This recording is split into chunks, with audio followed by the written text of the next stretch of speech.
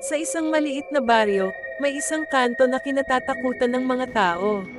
Sinasabing may multo raw na naglalakad sa madilim na oras, nagpapakita sa mga nagdadaan, at humihingi ng tulong. Ang mga taong naka-encounter sa multo ay hindi na nakakatulog ng maayos, at ang ilan ay nagsabing naririnig pa nila ang iyak ng multo sa gitna ng gabi. Isang araw, isang binatilyo na sobrang tapang ang dumaan sa kanto na iyon. Kahit na nalaman niya ang mga kwento tungkol sa multo, hindi siya natakot. Ngunit habang siya ay naglalakad, biglang nagpakita ang multo sa harap niya.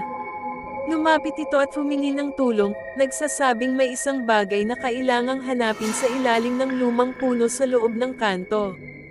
Walang takot na tinulungan ng binatilyo ang multo, at tinukoy niya ang lugar kung saan ito dapat maghanap.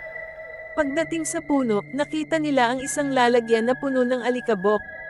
Dito ay nahanap ng multo ang nawawalang bagay na matagal na niyang hinahanap. Matapos makuha ng multo ang kanyang hinahanap, biglang nawala ito na parang bula. At mula noon, hindi na nakita ang multo sa kanto. Subalit, ang kwento ay hindi nagtapos doon.